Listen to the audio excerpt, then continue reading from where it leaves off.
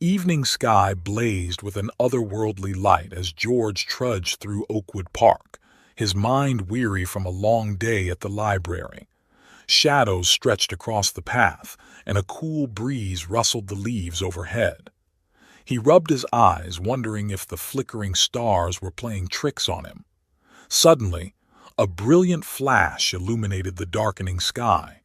George stumbled, his heart racing as a thunderous crash echoed from a nearby thicket. The ground trembled beneath his feet. "What the hell?" he muttered, peering into the gloom. Curiosity overcame caution. George pushed through the undergrowth, branches scratching at his arms. The acrid smell of smoke and burning metal filled his nostrils. He froze.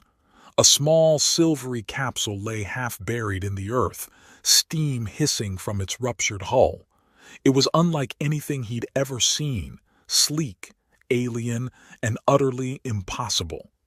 "Hello?" George called out, his voice shaky. "Is anyone there?" A muffled whimper answered him. George's breath caught in his throat as he approached the wreckage. He pried open a damaged panel, revealing the impossible. A child, a little girl with skin as blue as a summer sky. Her eyes, wide with fear, locked onto George's. Beside her, a creature that defied description, all fur and limbs, let out a low growl. "It's okay," George said softly, holding out his hand. "I won't hurt you." The girl hesitated, then reached for him. Her small fingers were cool to the touch. George helped her out of the capsule, the furry creature following close behind. "What's your name?" he asked gently. The girl tilted her head, confusion etched on her face. She spoke, but the words were utterly foreign to George's ears. "Right," he muttered. "Not from around here, are you?" George glanced around the park, his mind racing. What was he supposed to do? Call the police? Some secret government agency? The thought of handing this child over to be poked and prodded made his stomach churn. "Come on," he said, making a decision he knew he'd probably regret. "Let's get you somewhere safe." The walk back to George's apartment was tense. Every passing car made him flinch, certain they'd be discovered. The girl clung to his hand, her other arm wrapped tightly around her strange pet. Once inside, George locked the door and leaned against it, exhaling heavily. What have I gotten myself into? The next few weeks were a blur of sleepless nights and constant anxiety. George called in sick to work, using up precious vacation days as he struggled to care for his unexpected guests. The girl, whom he'd started calling Mirit after hearing her repeat the word, was clearly terrified. She'd curl up in the corner of his spare room, the furry creature, which he'd dubbed Fuzz, always by her side. George's attempts at communication were met with blank stares or streams of incomprehensible speech. "You've got to eat something," George pleaded one evening, holding out a plate of sandwiches. Mirit regarded the food suspiciously. Fuzz, however, had no such reservations. The creature bounded forward, snatching a sandwich and devouring it in seconds. It then proceeded to knock over a stack of books, scattering them across the floor. "Hey!" George shouted, exasperated. He turned to Mirit. "Can't you control that thing?" To his surprise, Mirit giggled. It was the first real emotion he'd seen from her. George couldn't help but smile in return. "Well," he said, "I guess that's progress." Slowly, painfully slowly, Mirit began to open up. George spent hours each day teaching her simple English words, miming actions, and showing her picture books. He marveled at how quickly she absorbed information, often mastering concepts after only a few repetitions. One afternoon, George was watering the plants on his small balcony when Mirit approached. She reached out, touching a wilting fern with surprising gentleness. To George's astonishment, the plant seemed to perk up, its leaves unfurling before his eyes. "How did you do that?" he asked, stunned. Mirret simply smiled, a hint of mischief in her eyes. As the days passed, George found himself growing increasingly attached to the strange little girl. He caught himself thinking of her future, wondering how he could possibly provide for her in the long term. One night, as he tucked Mirret into bed, Fuzz curled up at her feet, she spoke clearly for the first time. "Thank you," she said, her accent thick but unmistakable. George's heart swelled. "You're welcome, kiddo." He lay awake that night, staring at the ceiling. The responsible thing would be to contact the authorities to find Mirret's real family. But the thought of losing her made his chest ache. The next morning, George made a call to a lawyer friend. "Hey, Jim, it's George. I need some advice on adoption procedures." There was a pause on the other end of the line. "Adoption? You? What's brought this on?" George took a deep breath. "It's complicated, but there's this little girl who needs a home, and I think I want to be her dad." "George, buddy, you can't just decide to adopt out of the blue. There are background checks, home studies, waiting periods." I know," George interrupted. "But what if the child isn't exactly from around here?" Another long pause. "George, what have you gotten yourself into?" Before George could respond, a crash echoed from the living room. He rushed in to find Mirret standing amid a sea of fallen books, Fuzz perched guiltily on a high shelf. "I've got to go," George said hurriedly into the phone. "Just send me whatever paperwork you can, okay? And Jim? Thanks." He hung up and surveyed the mess. Mirret looked up at him, her blue face a mask of concern. "Sorry," she said softly. George sighed, then knelt down beside her. "It's okay. We'll clean it up together." As they gathered the scattered books, George felt a warmth spreading through his chest. He knew the road ahead would be difficult, filled with legal hurdles and countless challenges. But looking at Mirret's determined little face, he knew it would be worth it. "Hey, Mirret," he said, catching her attention. "How would you like to stay here with me? For good?" Mirret's eyes widened. She was silent for a long moment, and George felt his heart pounding in his chest. Then, slowly, a smile spread across her face. "Yes," she said, nodding vigorously. "Stay with George." George pulled her into a hug, blinking back tears. "That's right, kiddo. We're family now." As they embraced, Fuzz chittered from his perch, knocking over another stack of books. George laughed, realizing his life would never be the same. But as he looked at Mirret's beaming face, he knew he wouldn't have it any other way. The days that followed were a whirlwind of activity.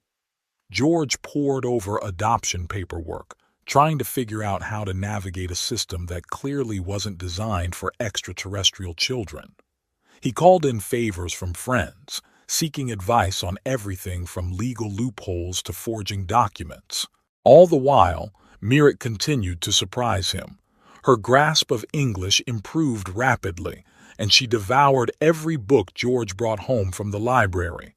Her connection to plants grew stronger, and soon the apartment was filled with lush, thriving greenery. One evening, as they sat on the balcony watching the sunset, Mirret turned to George with a serious expression.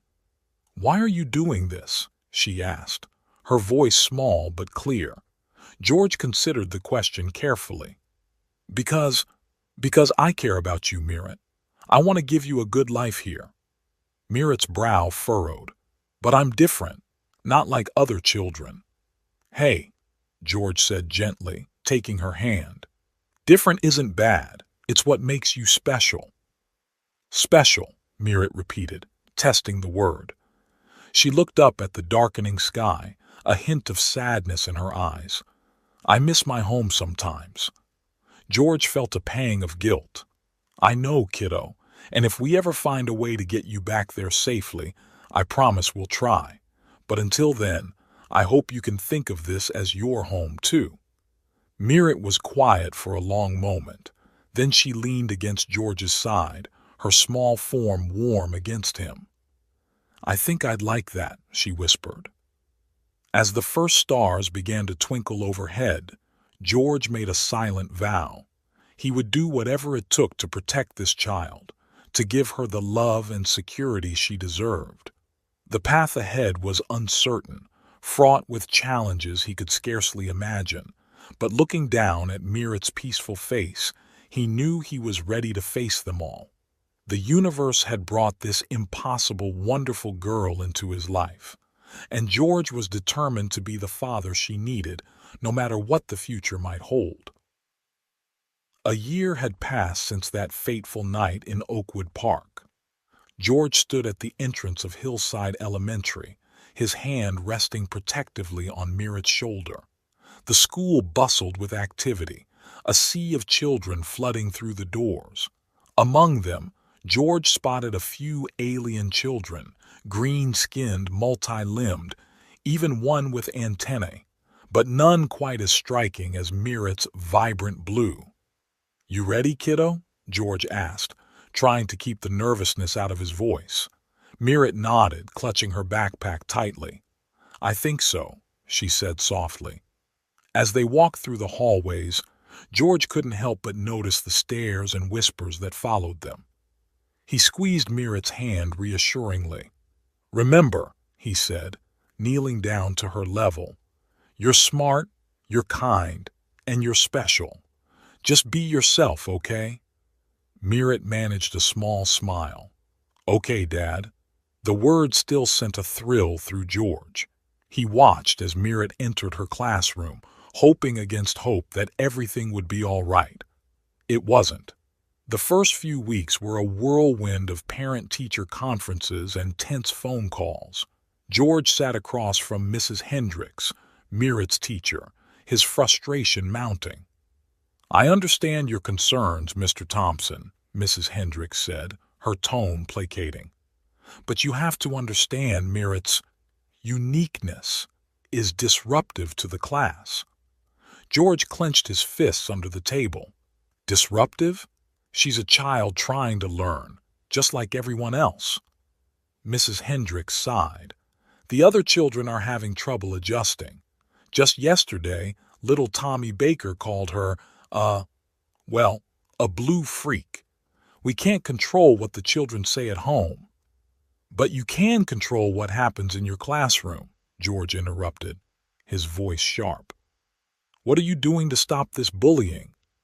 The teacher shifted uncomfortably. "We're doing our best, Mr. Thompson.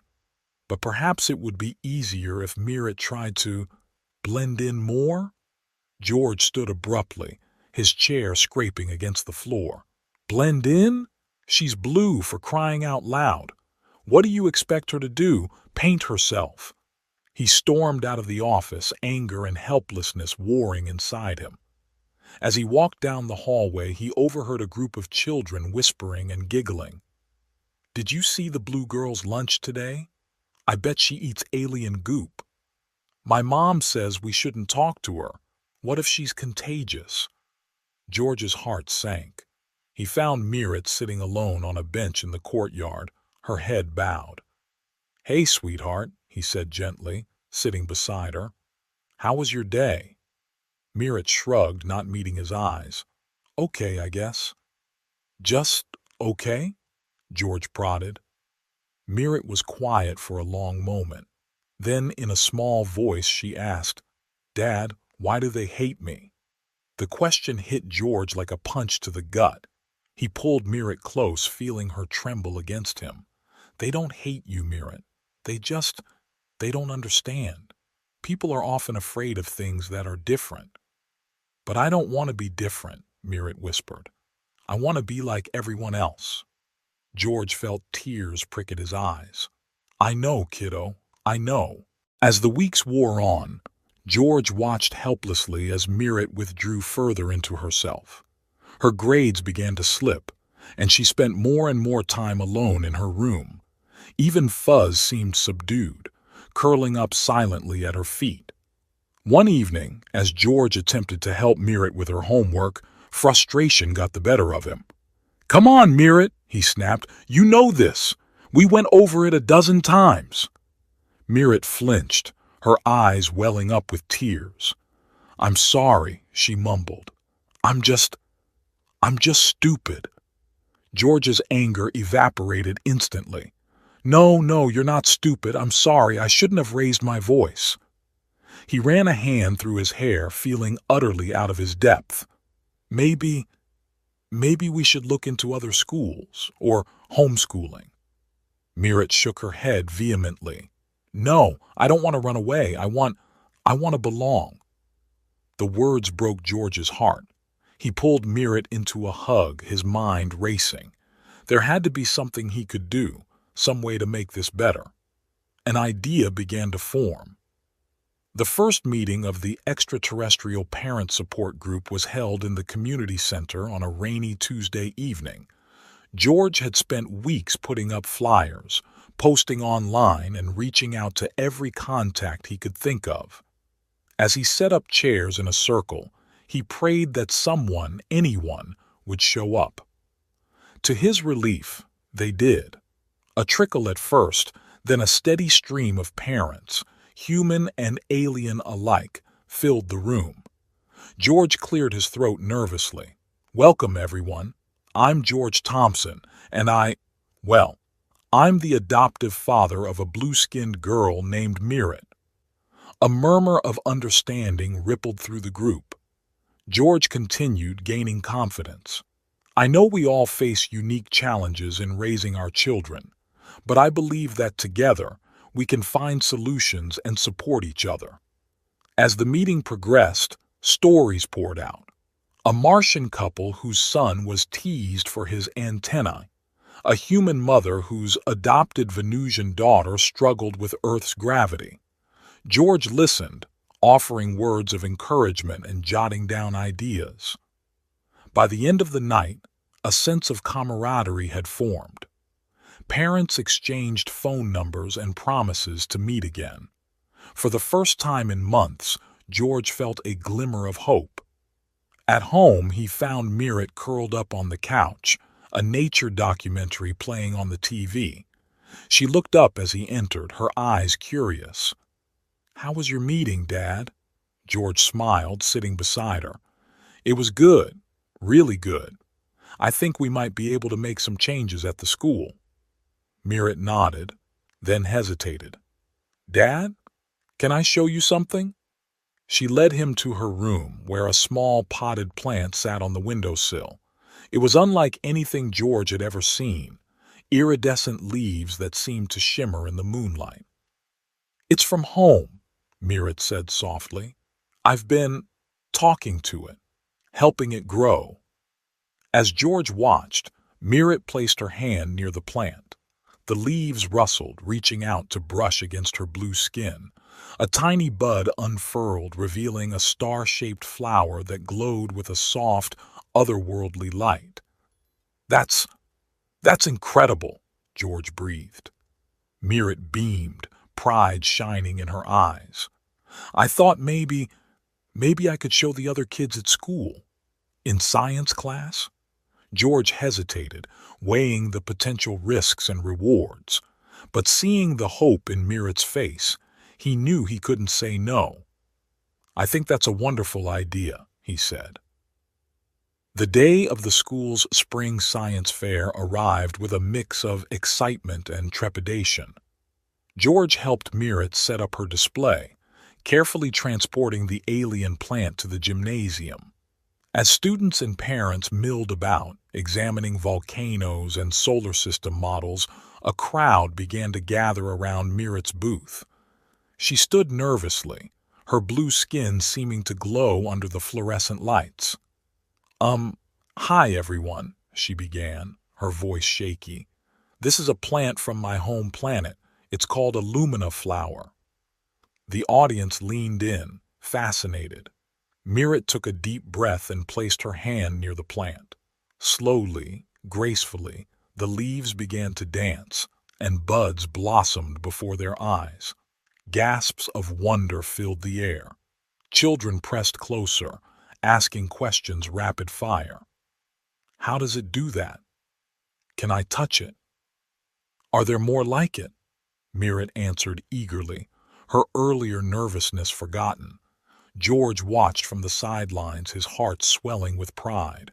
But not everyone was impressed. A group of older boys hung back, whispering and snickering. Bet she's faking it, one said loudly. Probably just some trick.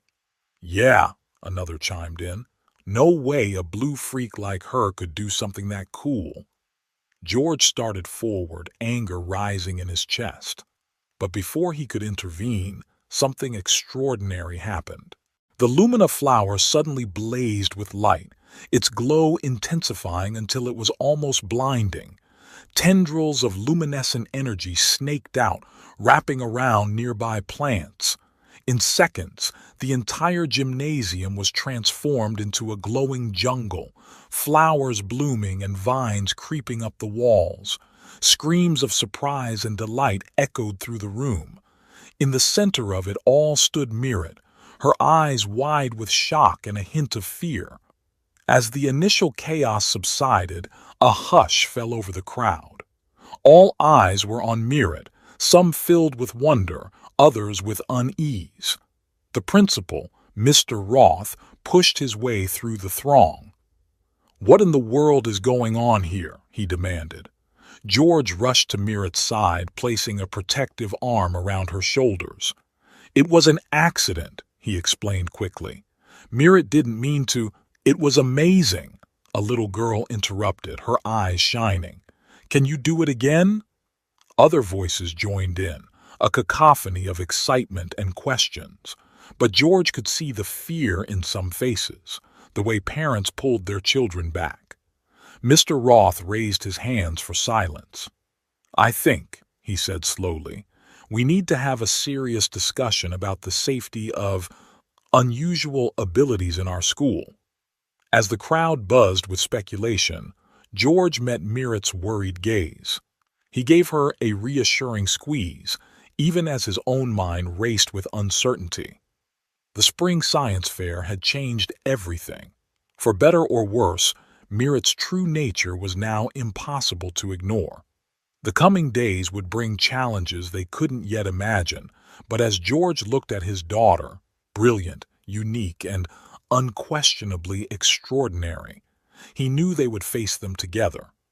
The aftermath of the spring science fair left George's head spinning. For days the phone rang incessantly, reporters seeking interviews, parents demanding answers, and school officials calling emergency meetings. Through it all, George stood as a shield between Mirret and the chaos, determined to protect her from the storm they'd unwittingly unleashed. 1 week after the incident, as George sat at the kitchen table poring over legal documents, a knock at the door jolted him from his concentration. He opened it to find two figures unlike any he'd ever seen. Tall, willowy beings with skin that shimmered like the surface of a soap bubble.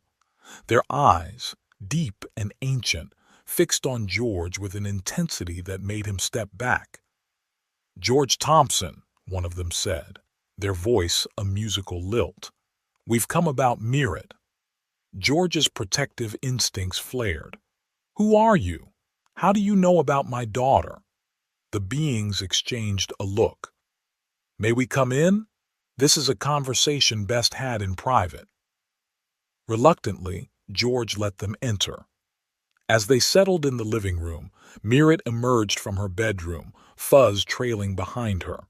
She stopped short at the sight of the visitors, her eyes widening in recognition. You're from home," she whispered. The beings nodded solemnly. "Indeed, young princess. We've traveled far to find you." George's head snapped up. "Princess? What are you talking about?" The taller of the two beings turned to George. "Mr. Thompson, what we're about to tell you may be difficult to believe. Mirret is not just any child from our world. She is the last surviving member of our royal family, hidden away for her own protection during a violent coup. The room seemed to tilt on its axis. George groped for the arm of the couch, steadying himself. That's impossible. Mirit was alone when I found her. A necessary deception, the other being explained. Her escape pod was programmed to seek out a suitable guardian. You, Mr. Thompson, were chosen. Mirit's small voice cut through the tension. Is it true? Am I really a princess? The beings nodded, their expressions softening. You are, child, and our world needs you. The usurpers who overthrew your family have thrown our planet into chaos. Only you, with your unique connection to the living energy of our world, can restore balance. George's mind reeled. He looked at Mirit, seeing her in a new light. The strange abilities, her otherworldly beauty, it all suddenly made sense. But along with understanding came a crushing realization. They wanted to take her away. No, he said, his voice hoarse. No, you can't have her. Mirit is my daughter. The beings regarded him with something like pity. We understand your attachment, Mr. Thompson, but surely you see that Mirit's destiny lies beyond this world. Millions of lives depend on her return. George felt as if he were drowning. He turned to Mirit, whose face was a mask of confusion and fear. Mirit, sweetheart, you don't have to go anywhere you don't want to. This is your home. Mirit's lower lip trembled. But if people need my help... You're just a child, George insisted. It's not your responsibility to save a whole planet. The taller being stepped forward. Mr. Thompson, we don't wish to cause pain, but you must understand the gravity of the situation. Without Mirit, our world faces ecological collapse. The very fabric of our society is unraveling. George wanted to argue, to fight, to do anything to keep Mirit by his side. But as he looked into her eyes, he saw a spark of something new, a sense of purpose, of destiny. I think I need to go, Mirit said softly. Dad, I'm scared, but I think this is why I'm different, why I can do the things I can do. George felt as if his heart were being torn from his chest. He knelt before Mirit, taking her small blue hands in his. Are you sure, kiddo? You don't have to do this. We can find another way. Mirit shook her head, tears spilling down her cheeks. I have to try. But I don't want to leave you. The solution hit George like a thunderbolt. It was crazy, impossible, and yet... Then I'll go with you. The beings exchanged startled glances. Mr. Thompson, our world is not hospitable to humans. The journey alone would be perilous. George stood, drawing himself up to his full height. I don't care. Mirit is my daughter. Where she goes, I go. End of discussion. What followed was a whirlwind of activity. George resigned from his job at the library, ignoring the confusion and concern of his co-workers. He sold the apartment, packed up their meager belongings, and said goodbye to the life he'd known. The hardest part was explaining his decision to the other parents in the support group. They gathered one last time, filling George's empty living room with a mix of alien and human faces. I know this sounds crazy, George said, his voice thick with emotion. But Mirit needs me. And to be honest, I need her. We're family, and family sticks together, no matter what planet they end up on. There were tears, hugs, and promises to keep in touch somehow. As the last of their friends filed out, George felt a tugging on his sleeve. He looked down to see Tommy Baker, the boy who had once called Mirit a blue freak. Mr. Thompson? Tommy said, his eyes downcast. I'm sorry for being mean to Mirit. She's actually really cool. Do you think she'd forgive me? George smiled, ruffling the boy's hair. Why don't you ask her yourself? Mirret stepped forward, her expression uncertain. Tommy shuffled his feet, then blurted out, "I'm sorry, Mirret. Your plant thing at the science fair was awesome. I was just jealous." Mirret's face broke into a radiant smile. She held out her hand and a tiny flower bloomed in her palm. "Friends?" she offered. Tommy grinned, taking the flower. "Friends." As the day of departure dawned, a small crowd gathered in Oakwood Park, the very spot where George had first found Mirret. The sleek alien ship gleamed in the early morning light, its design unlike anything Earth had ever seen. George stood at the base of the boarding ramp, Mirret's hand clasped tightly in his. Fuzz perched on his shoulder, chittering excitedly. The reality of what they were about to do hit George full force. "Last chance to back out, kiddo," he said, his voice trembling slightly. "We can still stay." Mirret looked up at him, her blue face serene. "We're doing the right thing, Dad. I can feel it." George nodded, swallowing the lump in his throat. They said their final goodbyes, accepting hugs and well wishes from the assembled crowd. As they turned to board the ship, George caught sight of Mr. Roth, the school principal. "Mr. Thompson," Roth called out, I may have been hasty in my judgment. Mirret is a remarkable child. Our school, our world, will be poorer for her absence." George managed a smile. "Thank you, Mr. Roth. Maybe someday we'll be back for a visit. Who knows? By then, Earth might be ready for a little more diversity in the classroom." As they settled into their seats, the ship humming to life around them, George felt a moment of panic. What was he doing? Leaving everything he'd ever known, flying off to an alien world. But then Mirret's small hand found his, and Fuzz curled up in his lap. George looked at his daughter, this miraculous blue-skinned child who had changed his life in ways he could never have imagined. "Dad," Mirret said, her voice full of wonder as the ship began to rise, "we're really doing it. We're going to my home." George squeezed her hand. "No, sweetheart, we're already home. Home is wherever we're together." As the ship accelerated, breaking free of Earth's atmosphere, George and Mirret pressed their faces to the viewport.